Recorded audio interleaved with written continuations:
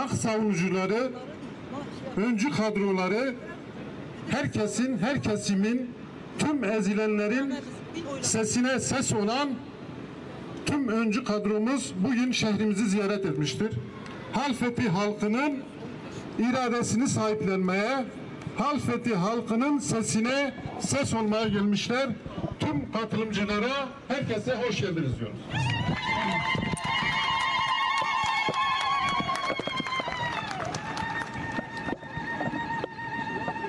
Konuklarımız HDP eş sözcüsü Meral Danış Beştaş,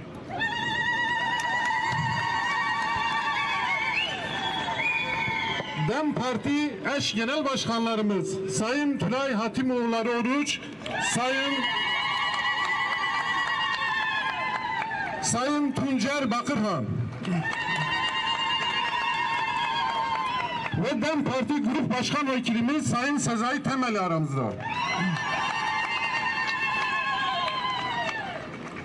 Bu zulmü çok yaşayan Halkların Demokratik Partisi HDP'nin eş genel başkanı Sultan Özcan aramızda. DBP eş genel başkanımız Sayın Çiğdem Kılıçgün Uçar aramızda. EHP Genel Başkanı Hakan Öztürk ve heyeti aramızda. Hoş geldiniz diyorum. EMEP Genel Başkanı Seyit Aslan ve Genel Başkan Yardımcısı Sevda Karaca aramızda. Hoş geldiniz diyorum. Devrimci Parti Genel Başkan Yardımcısı Gamze Taşçı aramızda. SMF Sözcüsü Mahir Gürs ve MYK üyeleri aramızda. SODAP'tan Sevtap Akçağ aramızda. SPM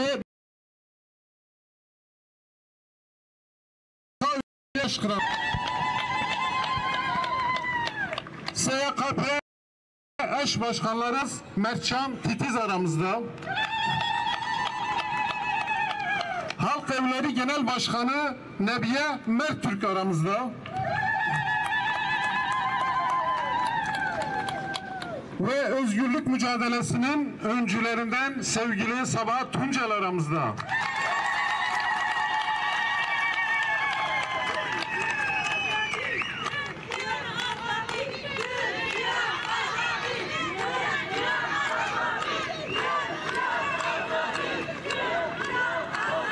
Kürdistan Komünist Partisi Başkanı Sayın Sinan Çiftyürek aramızda. İnsan ve Özgürlük Partisi adına Mehmet Kamaç aramızda. Ve DEM Parti'nin değerli MYK üyeleri, parti meclis üyeleri, DBP'nin MYK üyeleri ve parti meclis üyeleri aramızda. Bizleri yalnız bırakmadılar. Hepiniz hoş geldiniz. Hepinizi saygıyla selamlıyoruz. Şimdi konuşmasını yapmak üzere mikrofonu HDP eş sözcümüz Sayın Meral Danış Beştaş'a veriyorum. Değerli arkadaşlar, sevgili Halfetliler, hepinizi Halkların Demokratik Kongresi adına sevgiyle, saygıyla selamlıyorum. Evet, Halfeti şu anda etrafımıza bakalım. Kolluyla, güvenlik önlemleriyle 3 gündür sürdürdükleri saldırılarla adeta işgal edilmiş vaziyette.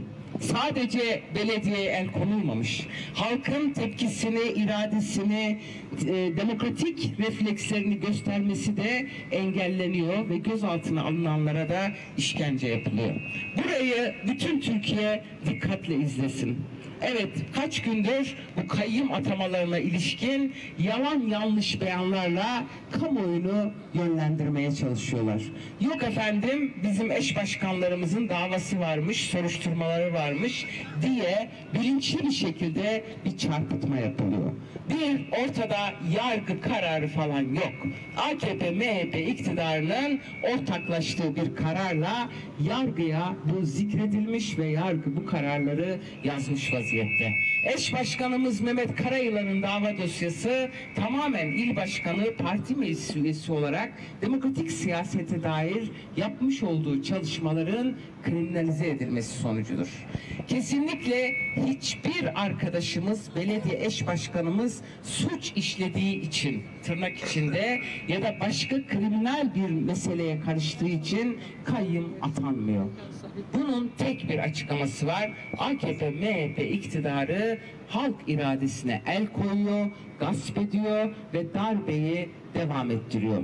Bu darbeyi de asla kabul etmedik, etmeyeceğiz. Tıpkı Hakkari'de olduğu gibi, Esenyurt'ta da olduğu gibi burada çok güçlü bir direniş var. Bütün direnişçileri, bütün halfetilleri sevgiyle selamlıyorum. Bin selam olsun direnişinize. Ve Halfeti'de şunu hatırlatmak istiyorum. Silahla, sopalarla burada sandıktan çıkmaya çalıştılar ama çıkamadılar. 4800 oy getirdiler, yine çıkamadılar. Ama ses yok değil mi? Var. Ama Sen devam et. yine kaybettiler. Yenildiler ve kaybetmeye mahkumdurlar. Halfeti tabii ki tesadüfen seçilen yerlerden biri değil. Burası aynı zamanda Sayın Öcalan'ın memleketidir. Bir yandan kendisine çağrılar yapılıyor. Bu barış süreci, adını ne koyarsak koyalım, çağrılar yapılırken diğer yandan disiplin cezalarıyla sesi kısılıyor, görüşmeler engelleniyor. Biz buradan bu çağrı yapanlara açıkça şunu söylüyoruz. Çağrı yapmayı bırakın, adım atın. Bu tecriti bir an önce sonlandırın, sağlık, güvenlik ve özgürlük koşullarını oluşturun. Kayyım atamakla, disiplin cezalarıyla, tecritle, gösterilere, demokratik tepkilere müdahaleyle hiçbir şeyi başaramayacaksınız. Siz darbecisiniz, siz halk iradesini tanımıyorsunuz. Halk da, bizler de sizin bu tutumunuzu tanımıyoruz ve sonuna kadar direneceğiz. Bütün Türkiye'deki halkları bu tepkilerle ortaklaşmaya, ortak tutum almaya, birlikte mücadeleye davet ediyorum. Sevgiyle, saygıyla.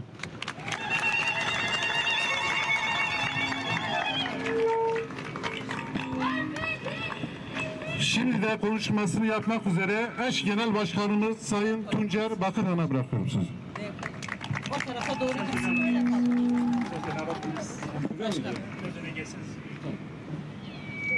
Gel yanıma olur. Gelin halfeti, gelin Kürt, gelin Türkmen, bu khairatın serçaba sersere atın. Değerli halkımız, inkarcı bir iktidarla karşı karşıya olduğumuzu defalarca söylemiştik. Bu iktidar bize Kürt oy kullanamaz diyor. Bu iktidar Kürt seçemez, seçilemez diyor. Bu iktidar Kürt iradesini seçemez diyor. Kürt ana dilini konuşamaz diyor. Şimdi Kürt dilini kullanamıyorsa, Kürt yerel seçimlerde, genel seçimlerde kendi temsilcilerini seçemiyorsa, Kürt'ün iradesi ne kayyım atanıyorsa, darbe yapılıyorsa, Kürt'ün iradesi cezaevine gönderiliyorsa, biz bu iktidara Halfeti'de Kürt ne yapsın sorusunu soruyoruz. Değerli halkımız, dünyanın hiçbir yerinde böyle bir darbe biçimi yok. Emin olun, askeri darbe dönemlerini aratan bir süreçle karşı karşıyayız. Ne demek sen seçemezsin? Ne demek sen seçilemezsin? Batı'da ayrı bir hukuk uyguluyor, Kürt coğrafyasında ayrı bir hukuk uyguluyor. Yetmiyor, yeni bir tartışma sürecini beraber izliyoruz. Sanki barışı onlar istiyor, sanki çözümü onlar istiyor, sanki Kürtler istemiyor gibi bir algı yaratmaya çalışıyorlar. Kürtler 40 yıldır bu coğrafyada, ülkede demokrasi istiyor. Kürtler adalet istiyor. Kürtler eşitlik istiyor. Kürtler bu sorun müzakereyle, diyalogla çözülsün diyorlar. Ama diyalog istemeyen, müzakere istemeyenler kimlerdir? Halfeti'ye kayım atayanlardır. 3 dönemdir seçilip Ahmet Türk'ün yerine kayım atayanlardır. Batman'da Türkiye'nin en yüksek oyuyla seçilen kadın eş başkanımıza kayım atayanlardır, çözüm istemeyenler. Değerli halklarımız, ciddi bir kandırmaca, ciddi bir aldatmaca, ciddi bir yok sayma, inkar politikasıyla karşı karşıyayız. Dün Mardin'de de söyledik, geçen gün Batman'da da söyledik. Bizler Türkiye'li emekçiler, devrimciler, ezilenler, kadınlar, gençler olarak bu takkiyeci, bu yalancı, bu irademizi gasp eden, siyasi darbe yapan bu iktidarı uyarıyoruz. Bu yol değil. Bu yol Türkiye'yi bir yere götürmez. Bu yol Türkiye'yi Orta Doğu'daki bataklığa, girdaba götürür. Bu yoldan dönün. Bu yolunuz doğru bir yol olmadığını artık kabul edin. Bırakın Halfeti halkı kimi seçmişse o kentin iradesi bu kenti yönetsin. Şimdi sizlere Kürtler inanmıyor, emekçiler inanmıyor. Çünkü sizler gerçek bir siyasete, gerçek bir programa ve plana sahip değilsiniz. Sizler sıkıştığınız zaman kayıma başvuran, sıkıştığınız zaman bugün Halfeti'de olduğu gibi kolluğa yapışan, sıkıştığı zaman yargıyı sopa olarak kullanan bir anlayışın sahiplerisiniz. Evet, sizlere çok net ve öz taleplerimizi buradan iletmek istiyoruz. Kürtler çözüm istiyor, Kürtler demokrasi istiyor, Kürtler seçtiği iradenin kendilerini yönetmesini istiyor, Kürtler kavga istemiyor, Kürtler çatışma istemiyor. Şimdi siz karar verin. Bu sınav sizin sınavınızdır. Çözüm diyorsanız aha buradayız. Çözüm diyorsanız aha İmralı oradadır. Barış diyorsanız kayyumcu politikanızdan vazgeçin. Birlikte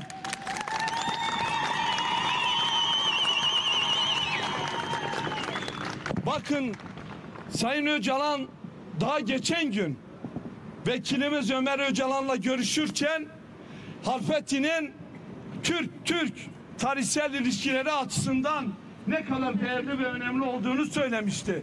Halfeti ortak yaşamın, demokratik ulusun küçük bir prototipidir. Buraya kayım atayanlar ortak yaşama kayım atadılar. Buraya kayım atanlar birlikte yaşama irademize kayım atadılar. Bir an önce bu yanlış karardan vazgeçmeye çağırıyoruz. Halkın iradesinin halkı yönetmesi çağrısı yapıyoruz. Bu kararlar geri alınıncaya kadar Sakine Bayram'la Mehmet Karayılan Halfeti halkının iradesi olarak Halfeti'yi yönetinceye kadar mücadele edeceğiz, direneceğiz. Bu darbeci, bu kayımcı anlayışı, bu politikadan vazgeçirinceye kadar da alanlarda olacağız, sokaklarda olacağız. Tekrar Halfeti'de kayıma rağmen iradenize oy verdiğiniz için sizleri kutluyorum, tebrik ediyorum. Halfeti'yi ortak yaşamın merkezi yapmaya çalışan, bu iradenizi kutluyorum. Siz doğru yerdesiniz. Siz doğru bir anlayışı, fikriyatı temsil ediyorsunuz. Karşınızda kayım atayanlar yanlış yapıyor. Karşınızda kayım atayanlar Türkiye'de 85 milyona demokrasiye darbe yapıyor. Bu darbecileri göndereceğimize olan inançla tekrar hepinizi saygıyla selamlıyorum.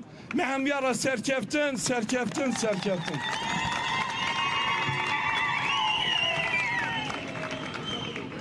Dönemsel İmralı'dan bize mesajlar getiren sevgili Mehmet Öcalan da aramızda. Hoş geldiniz Mehmet abi. Şimdi de konuşmasını yapmak üzere eş genel başkanımız Sayın Tülay Hatimoğulları Oruç'a mikrofon veriyor.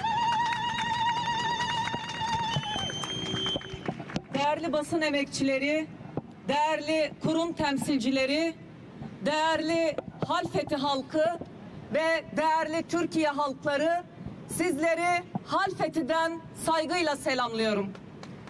Ve bıkmadan, usanmadan şunları tekrar etmeye devam edeceğiz. Kayım gasptır. Kayım darbedir. AKP, MHP iktidarının sarayın eliyle gerçekleşen bir darbedir. Kayım siyasi darbedir. Kayım polis darbesidir. Kayım saray darbesidir. Kayım erken dönemde Türkiye'de elde edilmiş hak olan ve demokrasinin asgari düzeyde olmasının şartı olan seçme ve seçilme hakkının yurttaşın elinden alınması demektir. Kayım seçimleri ortadan kaldırmak demektir. Ve bu iktidarın şu an en büyük amacı yerel yönetimlerde seçimleri ortadan kaldırmak, atadığı vali ve kaymakamla yeni bir düzen kurmak istiyorlar. Bu tıpkı padişahlık döneminde olduğu gibidir. Bu tıpkı otoriter rejimler diyeceğim ama otoriter rejimlerde de seçim vardır ama böyle o seçimlerin üzerine darbe yapıyorlar. Bu faşizmin ta kendisidir. Ve bu iktidar bir yandan Kürt sorununu barışçıl ve Kürt sorununu çözelim dedi, iç barış diye el uzattı ama diğer eliyle sopayla bizlerin, başta Kürt halkı olmak üzere bu ülkede yaşayan bütün farklı halkların ve inançların tepesine o sopayı indiriyor.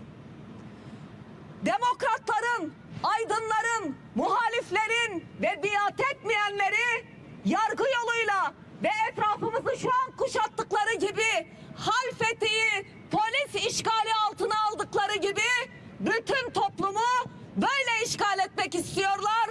Türkiye'yi işgal etmek istiyorlar. Yalandır bunların Türkiye Partisi oldukları. Yalandır bunların iç barış dedikleri. İç barışı sağlamak isteyenler kayım atamaz. İç barışı sağlamak isteyenler yurttaşın, Kürdün seçme ve seçilme hakkını elinden almaz. Türkiye'de iç barışı sağlamak isteyenler Esenyurt'a kayım atamaz. Ve buradan bütün Türkiye halkları lütfen şunu dikkatle takip etsin. Esenyurt'a atanan kayım şu anlama gelmektedir. Bir dönem Kürdistan'da atadıkları, orada epey deneyimlendikleri kayım rejimini artık Türkiye'nin batı belediyelerine taşımaktadırlar. Sadece DEM Parti belediyelerine değil, muhalefetteki bütün belediyeler kayım tehdidi altındadır. O nedenle dün sustuğumuz gibi bugün susmayalım. Bugün susmayalım ki yarın yeni kayımlar atanmasın. O yüzden Türkiye'deki bütün demokrasi güçlerine, Türkiye'deki bütün halklara, Türkiye'deki bütün muhalif kesimlere, isterse DEM Parti'ye %100 zıt olsun, önemli değil. Biz burada bütün yurttaşlar olarak 85 milyon yurttaşın hakkını korumak zorundayız. Seçme ve seçilme hakkımızı korumak zorundayız. Onun için Türkiye'deki her kesimin dün sustuğu gibi değil, bugün de daha fazla ve daha yüksek bir ses tonuyla konuşmak, demokratik zeminde bu uygulamalara karşı çıkmak dışında bir seçeneğimiz yoktur değerli arkadaşlar. Ve bugün burada aramızda Türkiye'nin dört bir yanından gelen DEM Parti'nin bileşenleri, ittifak güçlerimiz, demokratik kitle örgütleri ittifaka karşı tavrını Batman'da da, Mardin'de de, burada da ortaya koydu. Kendilerine sizlerin huzurunda bir kez daha teşekkürlerimizi sunuyoruz. Ve bu ortak mücadeleyle hep beraber kazanacağız. Ve buradan Halfeti'den sözlerimi bir çağrıyla tamamlamak istiyorum. Bizler Halfeti'de Sayın Öcalan'ın memleketindeyiz.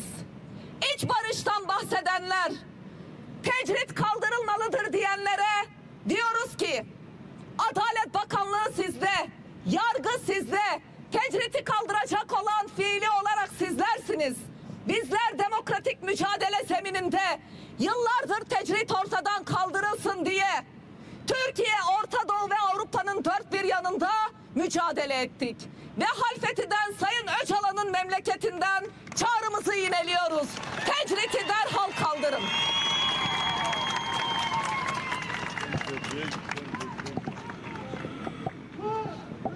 Bizimle dayanışma için Halfeti'de olan tüm sivil toplum kuruluşları, siyasi parti temsilcileri, Halfeti halkını birer selamlama yapmak üzere mikrofonu uzatacağım. Öncelikle Emekçi Hareket Partisi Genel Başkanı Hakan Öztürk.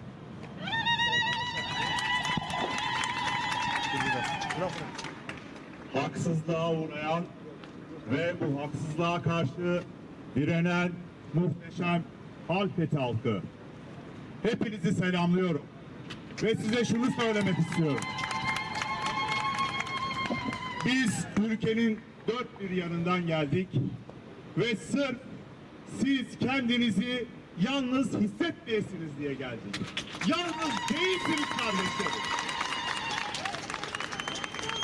Bu ülkede, İstanbul'da, İzmir'de, Samsun'da, Bursa'da, Eskişehir'de size yapılan bu haksızlığı kabul etmeyen kardeşleriniz var. Sakın unutmayın kardeşlerim. Asla kabul etmiyoruz.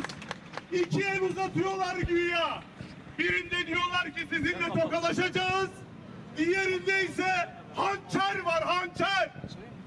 Sonra da diyorlar ki biz dünyada barış istiyoruz. Türkiye'mize de gelsin istiyoruz. Peki bu koşullarda barış nasıl olacak? Eğer siz tecridi kaldırmazsanız Kürt halkı barışı nasıl inşa etsin? Barışı inşa edeceksek bir, tecridi kaldırın. İki, bu kadar HDP'li, bu kadar DEM Partili hepsi hapishanelerde. Bir kere onları serbest bırakın. Üç, her yere kayyım atıyorsunuz. İlk önce o kayyımları geri çekin. Ondan sonra elbette ki kardeşlerimiz, elbette ki Kürt halkı bu ülkeye barışı da armağan edecektir. Ama son bir şey söyleyeceğim arkadaşlar. Bizler de Kürt halkına karşı şunu söylemeliyiz. Hani Türkiye Büyük Millet Meclisi'nde Kürt bir kardeşimiz Kürtçe konuşunca bilinmeyen bir dil yazıyorlar ya. Biz arkadaşlar o dili biliyoruz. O dilin sahibini de biliyoruz. Kürt halkını da tanıyoruz. Ve Kürt halkına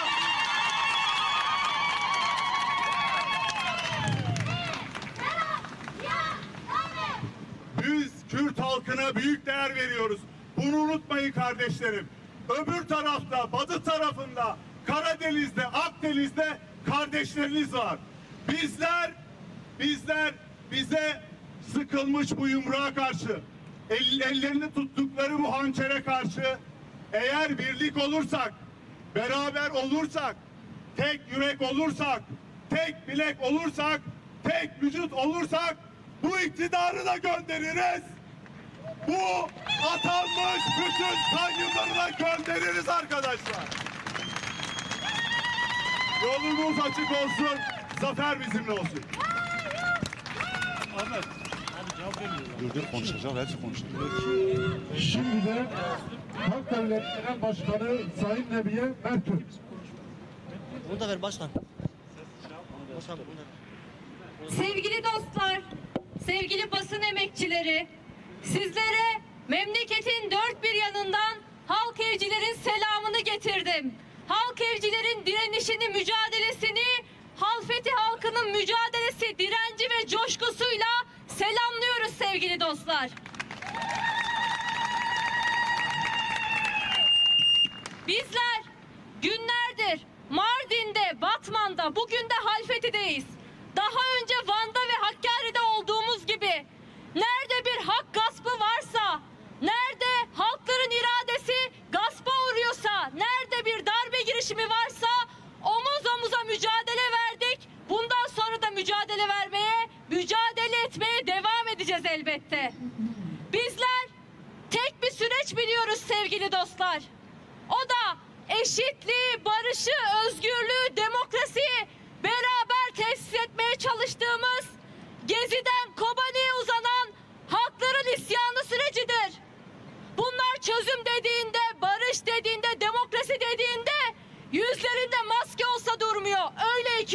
işte. Bu yüzden halkları bu aldatmacaya kandıramadıkları için savaş politikalarına devam ettiler. Şimdi de kayyum politikalarıyla bizleri sindirmek istiyorlar. Bugün buraya geldiğimizde başkanlarımızla sohbet ettik ve şunu öğrendik. Sadece 7 ayda kayyumdan kalan borçlar ödensin diye büyük bir çaba sarf edilmiş burada. Bu kent Türkmenlerle, Kürtlerle birlikte bir halk ortak bir mücadeleyi nasıl örebilecekse, bir kenti kayyumdan kalan yıkımla yeniden nasıl inşa edebilecekse işte öyle inşa etmiş 7 ayda. Halfeti küçük bir ilçe olabilir ama ortaya koymuş olduğu bu mücadele anlayışıyla, bu birikimle, bu azimle Türkiye halklarına çok büyük bir örnek olmuş ilçemizdir. Bu yüzden bugün burada bu mücadeleyi, Halfeti halkının iradesini saygıyla ve sevgiyle selamlıyoruz bir kez daha. Bizler yıllardır savaş, baskı, bütün politikaların karşısında direndik. Bugün halklarına, iradelerine kayyum atananlar, faşizmin karşısında çok meşru olan direniş haklarını kullandıkları için işkenceyle gözaltına alınıyorlar. Daha dün Antalya'da 1 Mayıs'a katıldıkları için 12 kişi gözaltına alındı. Bizler bunların kaynağının, bu saldırıların kaynağının aynı yer olduğunu biliyoruz. Artvin'de Reşit Kibar'ı katledenle, Narin'i katledenlerin, çocukların hayatını gericilikle sarmalamak isteyenlerin, kadınların hayatını cehenneme çevirenlerin, işçileri güvencesiz koşullarda çalıştırıp sömürmek isteyenlerin kaynağının aynı yer olduğunu biliyoruz. İşte biz bir araya gelmeyelim diye, işte biz beraber mücadele etmeyelim diye ellerinde ne varsa artlarına koymuyorlar. Ama şunu çok iyi bilsinler, biz de bildiğimizi yapacağız. Şimdiye kadar olduğu gibi bundan sonra da işçiler, emekçiler, kadınlar, Kürtler, Aleviler bu memlekete yaraşır bir barışı inşa etmek için, özgürlüğü ve eşitliği inşa etmek için beraber omuz omuza mücadele edeceğiz. Daha önce koltuklarını hep birlikte salladık. Korktular bizden. Şimdi de aynı iradeyle ekmek ve barış mücadelemizi yükselteceğiz. Diktatörleri koltuğunu sallayacağız ve onları yerinden edeceğiz. Faşizme karşı omuz omuza hep birlikte mücadele etmeye devam edeceğiz sevgili dostlar.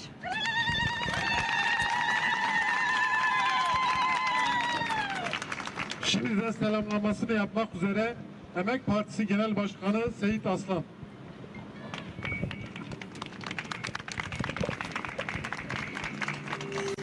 Değerli basın emekçileri, Halfeti halkı ve kurum temsilcilerini partim adına saygıyla, sevgiyle selamlıyorum. Evet, konuşmacı arkadaşlarımızın hemen hemen hepsi bu yaşanan saldırılar karşısında ortak mücadele eden vurgular yaptı. Bugün çok açık ve net olan şey şu: Türk ve Kürt halkı, Türk ve Kürt işçi emekçiler ortak bir mücadeleyi örgütlemediğimiz sürece bu kayın politikaları, bu vahşi politikalar devam edecek. Bugün Hakkari'ye, Batman'a, Mardin'e, Halfeti'ye kayyum atayanlar,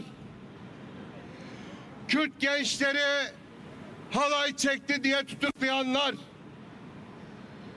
Kürtlerin kurduğu, parlamentoya gönderdiği partileri kapatanlar, onların temsilcilerine onlarca yıl hapis verenler, Kürt coğrafyasında dağı taşı bombalayanlar, sınır ötesi operasyonlar yapanlarla Türkiye'de işçi sınıfının açlık sınırında yaşamasına neden olan anlayış aynı anlayış.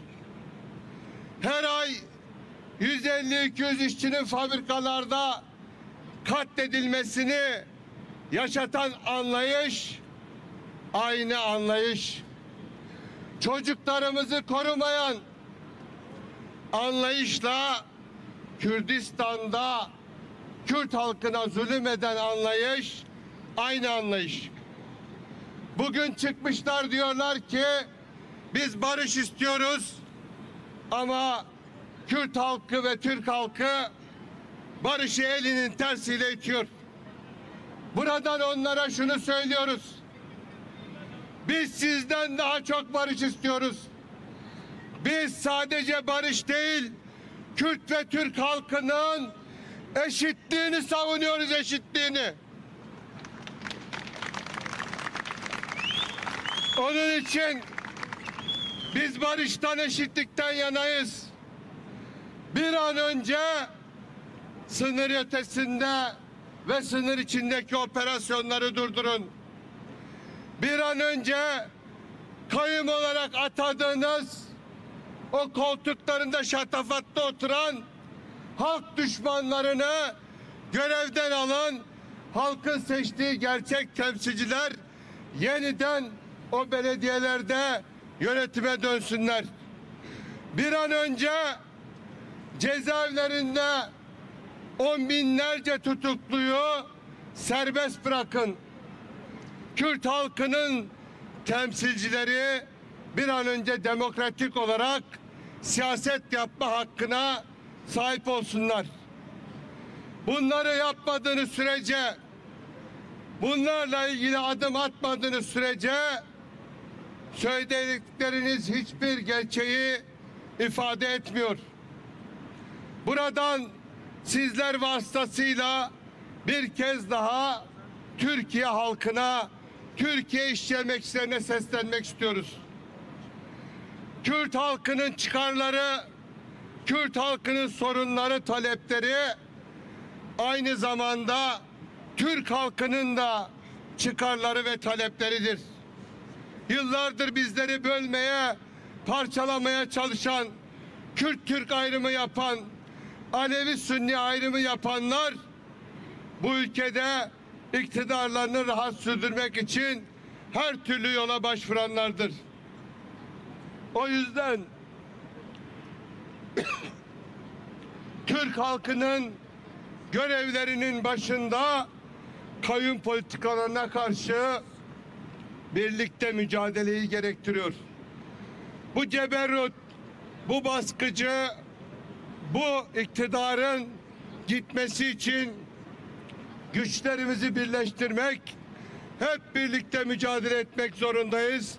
Hepinize saygılar, sevgiler sunuyorum.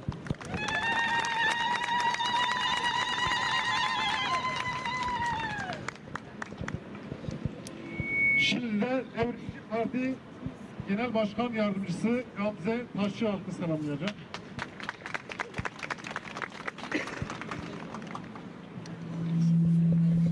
Yoldaşlar, dostlar, değerli Halfet halkı, herkesi bütün devrimci duygularımla saygıyla ve sevgiyle selamlıyorum. Bizler İstanbul'dan, Ankara'dan yola çıktığımızda daha evvelde de buralara çok geldik. Birçok temsilcimiz Kürdistan'daki saldırılara ilişkin buralarda dayanışma ziyaretlerinde bulundular. Benden önce konuşan arkadaşlarım bahsetti ama ben de tarihten birkaç örnek vereyim neden geldiğimize ilişkin. Hepimizin hatırladığı bir gerçek, Kobane halkları IŞİD barbarlığı karşısında direnirken Türkiye'den devrimciler oradaydı ve Kürt halkıyla, Kobane halklarıyla yan yana can verdiler. Biz Türkiye sokaklarında Kobane halkıyla dayanıştığımız için, orada hayatını kaybeden devrimcilerin cenazelerini sahiplendiğimiz için parti bürolarımız basıldı. Onlarca yoldaşımız tutuklandı. Kobane kumpas davasıyla hala tutuklu yoldaşlarımız var. İşte Türkiye halklarıyla, Türkiye devrimcileriyle Kürt halkının kader birliği burada. Kayyum karşısında da aynı kader birliğiyle yan yana duruyoruz. Parti bürolarımız basılırken, yoldaşlarımız tutuklanırken şunu söyledik. Ta şahidiz. Bunların bin beterini Kürt halkına yaptığınızı biliyoruz. O yüzden ne kadar zulmünüz varsa ardınızda bırakmayın. Bu düşüncelerle, bu duygularla siz direnen değerli Kürt halkını saygıyla selamlıyoruz yoldaşlar. Kader birliğimiz açıktır, kazanacağımız açıktır. Daha önce de söyledik, şimdi de söyleyelim. AKP iktidarına bundan sonra Türkiye'de de Kürdistan'da zafer yok. Biz kazanacağız.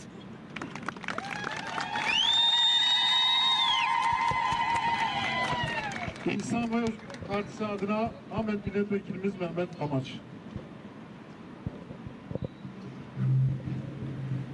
Değerli dostlar, ben de eş genel başkanı daha önce yerine kayyum atandığı için şu anda cezaevinde bulunan İnsan ve Özgürlük Partisi adına sizleri hepinizi saygıyla, hürmetle selamlıyorum.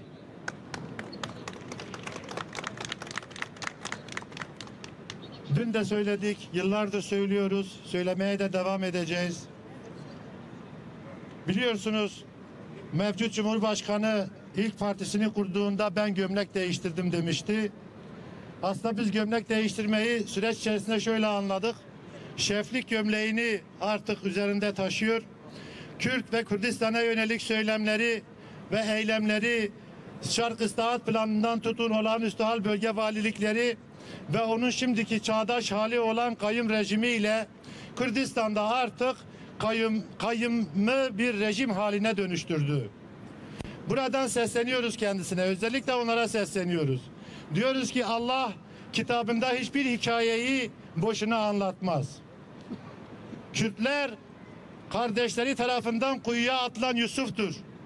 Kürtler artık kuyudan çıkacaktır. Kürtler bu coğrafyada kuyudan çıktıktan sonra sultan olacaktır. Ve Kürtler artık kendi kendilerini yöneteceklerdir. Siz Kürtlerin dilini inkar ederek, siz Kürtlerin varlığını inkar ederek Türkiye olamazsınız. Siz Kürtlerin dilini inkar ederek, varlığını inkar ederek çokça dem vurduğunuz ümmet hiç olamazsınız.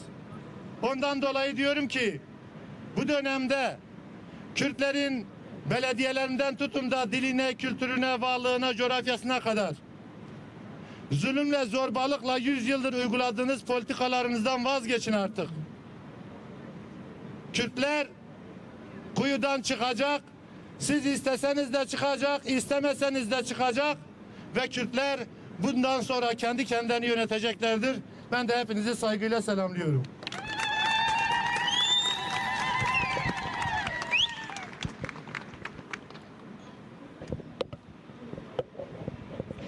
SKP eş genel başkanı Mertcan Titiz.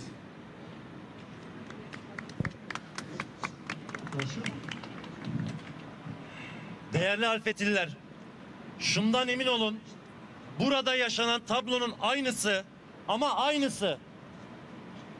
Barikatlarla çevrelenmiş bir meydan, tomaların arkasında sadece buraya güvenen bir kayyum, bu tablonun aynısı bugün İstanbul'da Esenyurt'ta yaşanıyor. Oturdukları yerden, meclis kürsülerinden şunu söylüyorlar: eşit yurttaşlık ne? Kürtler ne istiyor da olamıyor? Ar ediyoruz ama sayalım. Ahmet Özer Esenyurt'ta belediye başkanı olamıyor. Ahmet Türk 2 dönem kayyum atanmasına rağmen 3. dönemde de sandığı yırtarak belediyeyi kazandığı halde belediye başkanı olamıyor. Gülistan Sönük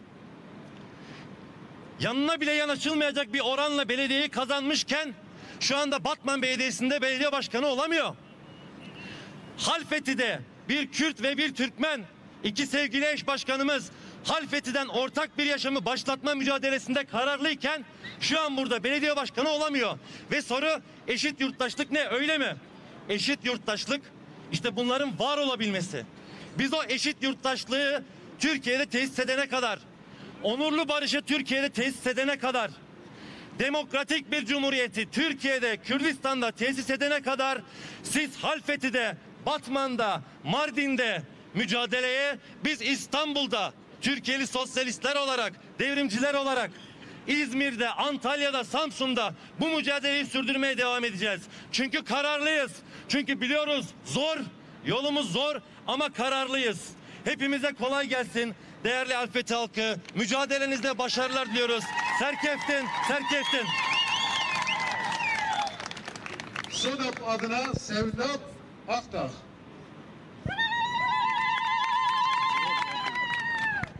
Değerli Halfeti halkı, bugün burada sizlerin gösterdiği direnişi, Mardin halkının gösterdiği direnişi, Batman halkının gösterdiği direnişi, Esenyurt'ta İstanbul halklarının gösterdiği direnişi saygıyla, sevgiyle selamlıyoruz. Bu direniş ateşleri tüm Türkiye'de halkların eşit, özgür ve bir arada yaşaması için gerçekten önemli kılacak. Gerçekten geleceği aydınlatacak. Bu coğrafyada halkların bir arada ve özgürce yaşamasının zeminini kuracak direnişler. Biz bu direnişleri Türkiye halklarına bulunduğumuz her yerde ama her yerde en geniş kitlelere göstermek, anlatmak sorumluluğuyla karşı karşıyayız. Bugün buradayız. Bu sesi Türkiye halklarının sesiyle birleştirmek için, bu sesi oraya iletmek için, oradaki sesleri sizlere taşıyabilmek için. Çünkü ekmek mücadelesi de, barış mücadelesi de, adalet mücadelesi de, özgürlük mücadelesi de bu coğrafyada birlikte vermek, birlikte kazanmak ve insanca, onurluca yaşayacağımız bir ülkeyi birlikte kurmakla mümkün olacak. Bizler her birimiz bu mücadelenin neferleriyiz. Sizler bu direnişi en güzel şekilde hayata geçiren Halfeti halkısınız. Biz sizlerin direnişine layık olmak, bu direnişi salt dayanışmayla değil, bu direniş ateşlerini bu coğrafyanın her yerinde çok daha gür, bu ses her yerde duyulur şekilde büyütmekle karşı karşıyayız. Ve bugünden şunu biliyoruz. Tarihi her zaman direnenler yazacak. Egemenler bu tarihi yazdıklarını sanıyorlar. Bu zulümleri karşılıksız kalacak, istedikleri sonuçları alacaklar sanıyorlar. Ama her seferinde biz onlara gösterdik ki bu iş böyle gitmez. Bu düzen böyle sürmez. Biz eşitliğin ve özgürlüğün ülkesini, eşitliğin ve özgürlüğün coğrafyasını hep birlikte kuracağız ve mutlaka kazanacağız. Hep beraber kazanacağız.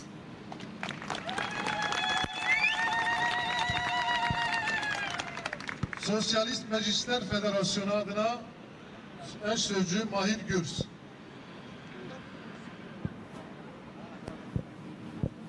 Merhabalar değerli Halfeti halkı, hepinizi selamlıyorum. Çok söz söylendi. Özetle AKP, MHP faşist iktidarının yeni bir kayyum saldırısıyla, yeni bir kayyum saldırganlığıyla karşı karşıyayız. Bizler kayyumun ne demek olduğunu bir önceki önemli kayyum pratiklerinden biliyoruz. Kayyum demek işgal demektir. Kayyum demek hırsızlık demektir. Kayyum demek talan demektir. Kayyum demek rant demektir. Dolayısıyla savaştan, sömürüden beslenen bu iktidarın halklara karşı reva gördüğü tek şey kayyumdur. Savaştır, sömürüdür, saldırıdır. Dün olduğu gibi AKP, MHP faşist iktidarının başta Kürt ulusu olmak üzere işçi sınıfı ve emekçilere dayattığı savaşa, sömürüye ve zulme karşı direneceğiz. Tarihte son sözü her zaman direnenler söylemiştir. Tarihte son sözü her zaman ün olduğu gibi bedellerle, emeklerle, mücadelelerle kendini var eden Kürt ulusu söylemiştir. Bugün de kayyumların, zulmün, mazlum Kürt ulusu karşısında hiçbir hükmünün, hiçbir meşruluğunun olmadığını buradan bir kez daha açıktan ifade ediyoruz. Karşımızda mafyalaşmış, çürümüş, kokuşmuş, her tarafa pislik saçan, her tarafa zulüm uygulayan gerici, faşist, ceberut bir iktidarla karşı karşıyayız. Dolayısıyla bütün halkımızı, bütün aydınları, evrimcileri, ilicileri ve demokratik kamuoyunu mazlum Kürt ulusuyla omuz omuza olmaya çağırıyoruz. Herkese teşekkürler.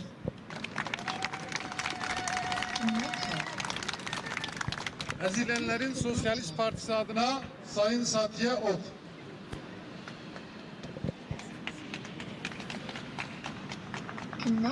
Değerli Halfeti halkımız, Ezilenlerin Sosyalist Partisi adına sizi sevgiyle, saygıyla selamlıyorum. Bundan tam 8 yıl önce AKP ve MHP faşizmi eş başkanlarımızı siyasi komployla gözaltına alarak tutuklamıştı. Ve aynı zamanda yine bir kayyum darbesiyle belediyelerimize el konulmuştu. Yine 4 Kasım'da 3 belediyemize kayyum atanarak tarihi tekerrürden ibaret yine bir kez daha göstermiş oldular. Yıllardır bu sokaklarda Türkiye işçi ve emekçileri olarak, Kürt halkı olarak, kadınlar olarak direnişi örerek bugünlere getiren halkımız bugün bir kez daha kayyum darbesine karşı sokaklarda direnişi ve mücadeleyi büyütmeye çalışıyor. Sanmasın ki AKP ve MHP faşizmi bu kayyum darbesini bir ebedi olarak götürecektir. Mutlaka ve mutlaka ezilen halklar kazanacaktır. Kürt halkımız kazanacaktır. Kadınlar AKP, MHP erkek egemenliğine karşı yıllardır sokakta direniyor, kazanacaktır. İşçi sınıfı yıllardır sefalet ücretine karşı sokaklarda direniyor, kazanacaktır. Kazanacağına olan inancımızla direne kazanacağız diyoruz. Al serkeftin, al serkeftin.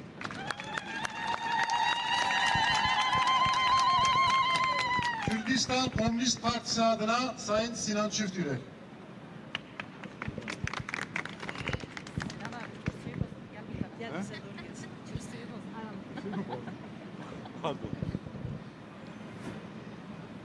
Gele Halfetiye dost hogre hamu Kurdan Türkiye cihanı li bajar me kadim li Halfetiye birezdari az taraf dikim az şahidi berxodan gele Halfetiye me wana binunok bu Kurdan bikada xu ev irada xu cardı de deste kaime berede azat kir levane be hukuk be vicdan be ahlak cardı kaim tankirin geleme dahi me heca ve tişekli bana fahm kir şu gotun jmera diyalog lazım gotun em yeketiya khay hundur pek binin gotun em aştiya khay hundur pek binin jibo ke gotun dikrar kera yeketiya hundur pek binana dikrar kera aştiya nako pek binana jigale kudra gotun var em yeketiya khay hundur pek binin em aştiya khay pek binin siyasete de em nerbuyine çekin em diyaloğa çekirin şu gotun şükürün kayım tayim kirin zordasi pekanin em ve siyasete de kokta şermezar dikin bana hamu dosye gele kurdikin evra ve ecihane em deven ki veren li diji siyasete kavim helbeste begirin böyle na az derejnekim her tişata gotun paşi tişteki bejim teni ev dijmin kare xudikiye 3 salından vaydizanın kâmet şibik gele kurdi şibike dosyevi şibikin partiye me Kürdistan'e şibikin jibo ve roj eveke li Kürdistan'a bakur em ittifak akhaye netevi çok anmezin em pekbinin yek düdü roj eveke em iro dışarı tömence rojelata navinda ki şerri İran ve İsrail berdam dikiye hır da kuseriye me rojava başvur roke peşta yakitiye halkının zor sipaz marava ve serçeva.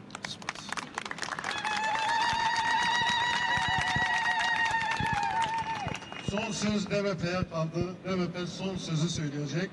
Demokratik Bölgeler Partisi eş genel başkanımız Sayın Çiğdem Kılıçkılıç Uçarı. Merhaba değerli basın emekçileri, merhaba değerli Halfeti halkımız. Hepinizi saygıyla, sevgiyle selamlıyorum. Bugün kayyum ataması vesilesiyle buradayız ama asıl mesele Kürt meselesi. Türkiye'de Kürt meselesi merkeze alınmadığı ve çözülmediği müddetçe bu başlıklarla devlet ve iktidar aklı Türk halkının bütün kazanımlarını hedef haline getirmeye, Kürt halkının örmek istediği ortak yaşam iradesini hedef haline getirmeye devam edecek. Bu ülkenin dış siyaseti de, bu ülkenin iç siyaseti de Kürt meselesine göre şekilleniyor değerli arkadaşlar. Bakın biz 31 Mart yerel seçimlerinden 2 gün sonra da buradaydık. Niye? Halfeti'de AKP'liler, AKP aklı toplu oy kullanarak halkın iradesini seçim sürerken gasp etmek istedi.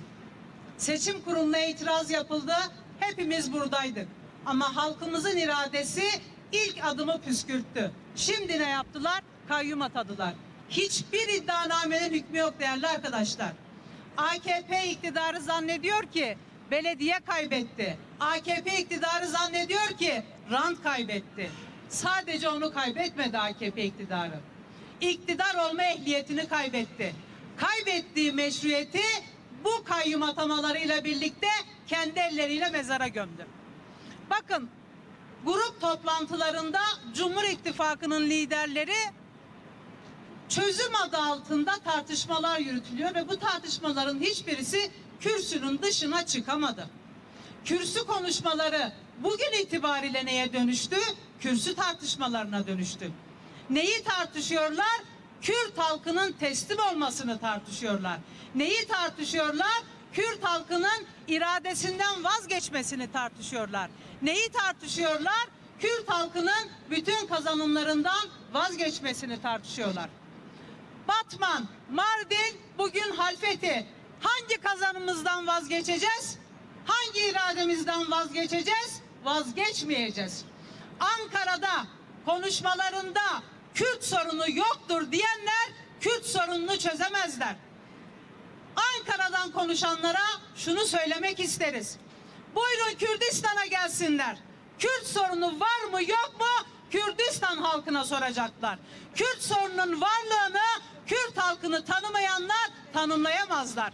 Yıllardır yürüdükleri yol bu oldu. Yıllardır tarifleri bu oldu. Kayyumlar ilk atandığı dönemde de her birimiz gördük. Belediye binalarının etrafına beton bariyerler serdiler. Niye? Talanı saklamak için. Niye?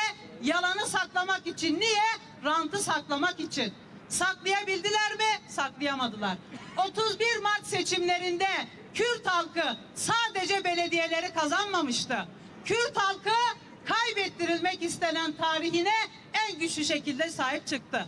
Kürt halkı onurlu mücadelesine, kendi kendini yönetme iradesine en güçlü şekilde sahip çıktı. Şimdi Cumhur İttifakı'ndan gelen sözler şöyle. Rol çalıyorlar değerli arkadaşlar. Onurlu bir barış ve Kürt sorunun demokratik çözümünde rol çalıyorlar. Kimden çalıyorlar bu rolü? Sayın Öcalan'dan çalıyorlar. Siz yeni konuşuyorsunuz ama Kürt halkı, Sayın Öcalan yıllardır bu ülkede savaşlar olmasın diye, onurlu bir barış tesis olsun diye mücadele etmekten vazgeçmedi. Dolayısıyla onları rol çalmaya değil, onurlu bir barışta bu ülkenin Kürt sorununun demokratik çözümünde rol almaya davet ediyoruz. Bir günlük sorundan bahsetmiyoruz. Bir aylık sorundan bahsetmiyoruz. Tarihi bir sorundan bahsediyoruz. Bu tarihi sorun ciddiyet ister. Bu tarihi sorun yüzleşme ister. Kayyum için, kayyum karşısında bütün direnen arkadaşlarımız bizim sesimiz olmuştur, bizim sözümüz olmuştur. Batman'da kolluk güçlerinin uyguladığı şiddeti her birimiz gördük. Kolu kırılan, kafası kırılan, vazgeçmeyeceğiz değerli arkadaşlar. Halfeti'de kadın arkadaşlarımız, gençler, 16 arkadaşımız gözaltında. Avukatlar bilgi veriyor, işkence gördü arkadaşlarımız. Vazgeçelim diye. Hep birlikte söyleyelim değerli arkadaşlar. İşkence bizi vazgeçirecek mi? Hayır. Gözaltı bizi vazgeçirecek mi? Vazgeçmeyeceğiz. Haksız olan, hukuksuz olan bu iktidarın kendisi. halka karşı zulüm uygulayan bu iktidarın kendisi. Diyorlar ya biz bu ülkenin sahibiyiz. Siz bu ülkede zulmün sahibisiniz. Siz bu ülkede zalimliğin sahibisiniz. Bakın Halfeti tarif ettikleri iç barış sağlandı. Neyle sağlandı? Sayın Öcalan'ın paradigmasıyla sağlandı burada iç barış. Aradığınız iç barış için uzun uzun tartışmaya gerek yok. Sayın Öcalan üzerindeki tecridi kaldıran, özgürlük koşullarını sağlayın. Değil Kürt halkı, Türkiye'de yaşayan bütün halklar huzur içinde, ortak yaşam iradesinin hayat bulduğu demokratik bir düzlemde, eşit bir düzlemde, özgür bir düzlemde yaşasın. Halfeti'den Batman'a, Mardin'den Esenyurt'a iktidarın bütün yandaş medyası yazmaya devam ediyor. Müjde verir gibi yeni kayyum atamalarının haberini veriyorlar. Yıllardır atanan kayyumların bu iktidara hiçbir faydası olmadı. Bu ülkeye hiçbir faydası olmadı. AKP etrafında kümelenen bir avuç sermaye çevresi, bir avuç yandaş zengin oldu. Bizi fakirliğe, bizi köleliğe mahkum etmek istediler. Bugün Halfeti'den yükselen ses özelde Halfeti'ye atanan kayyum olsa da genelde Kürt sorununun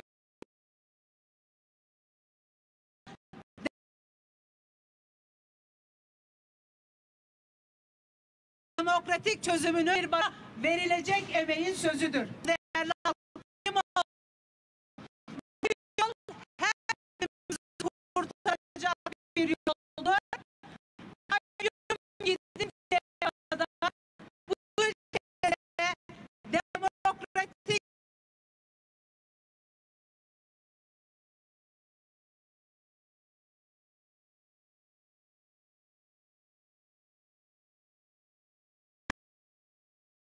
iradesiyle seçtiği belediye eş başkanımız Saniye Bayram konuklarına bir teşekkür mesajı verecek.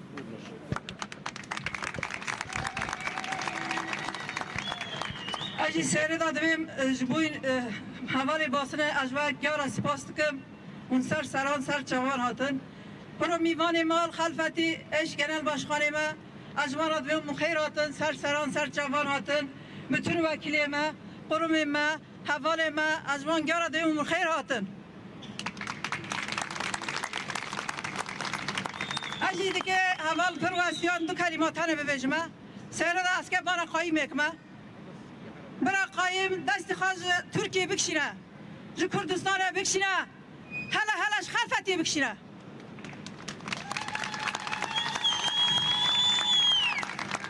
zarar de bütün gali Türkiye'ye zarar de Kürdistan'a zarar de Halfeti'ye Halfeti ve Afnak'a gali Halfeti havale haniyata zaman ma be bütün tenabune da ma be mücadele kham ma be derzi bir kola bir brava bir nekin ve bütün kamu araçları peri devlete ve seçim kır ve alver haksızlık kır ve alver blok oyaniyatın mavafik kanı ve brava nekabu bütün her şeye rağmen biz gene kazandık biz yokluğun içinde varlığı yarattık biz imkansızlıkların içinde imkan yarattık biz hizmet yaptık bıraksınlar elini Halfet'ten çeksinler küçücük bir ilçeyiz biz Türklerle Kürtlerle bir arada yaşıyoruz. Hiçbir sorun aramızda yok. Bakın arkadaşımız güzel bir konuya değindi. O ki Mustafa Bayram'a kayyum atadınız. Bak pes etmedim. Geri ben geldim. Bendece insanlarımız var. Gelecekler. Halfeti halkı bunu unutmaz. Ben son olarak bunu söylüyorum. Halfeti halkıma sesleniyorum. Gelsinler. Mehmet Karayılan'a Saniye Bayram değil, Halfeti iradesine, oylarına, belediyesine, bütün her şeyimize sahip çıkalım. Bu Kırgızlar 8 yıldır çalıyorlar, bitiremediler, bitmedi. Dün sabah 8'den beri, 4'ten beri buradalar, hala çalıyorlar, doymadılar. Gözleri doymadı, cepleri dolmadı. Bunlar doyumsuzlar, doyumsuz. Gel Halfeti bana doyumsuzuz.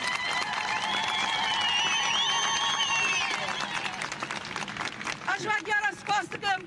Bunu başmara zaman ve katan Türkiye her çar tarafa da bama ve mara zamana kadar ve güç gört ve destek dama havalı bimem khayr khaşi serça ve mara unatın serseri mara unatın.